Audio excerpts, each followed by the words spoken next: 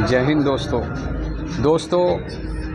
जैसे कि बंदे जिम ज्वाइन करते हैं तो जैसे डाइट वाइट के लिए पैसे नहीं होते, तो मैं उनसे कहना चाहता हूँ आप मेहनत करते रहो, कभी हार मत मानो। क्योंकि जब मैंने भी जिम 25 साल पहले चालू करा था तो मेरे भी हालात ऐसे थे, मेरे पास भी पैसे नहीं होते थे, लेकिन मैं अपने सर की बात सुनता था। जो भी डाइट बोलते थे, चाहे मैं कम खाता था लेकिन लेता था। और वर्कआउट करो तो हैवी वेट मत मारो, जितना आपकी क्षमता है, जितना आप उठा सकते हो उतना वेट मारो। क्योंकि जो मसल्स बनती है वो लाइट वेट से बनती है।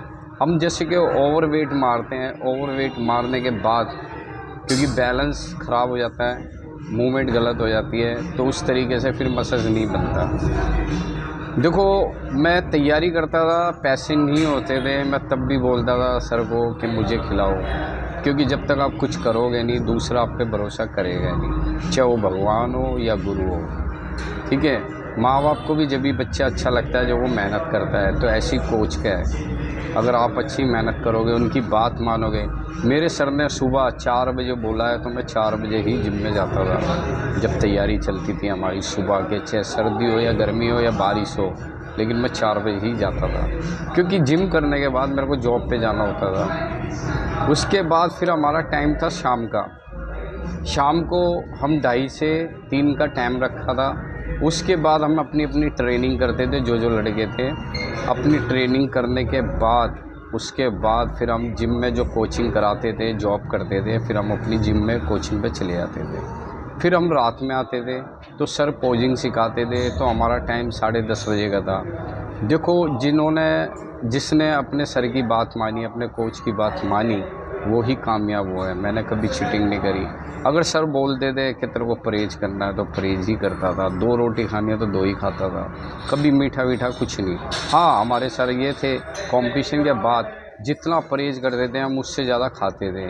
फिर वो छूट देते थे कि भाई अब आपको खाना है, जो मर्ज़ी खाओ, लेकिन वर्कआउट नहीं छोड़ता था मैं। मेरे यार दोस्त थे, रेस्ट पे चले जाते थे, लेकिन मैं कभी रेस्ट पे नहीं गया।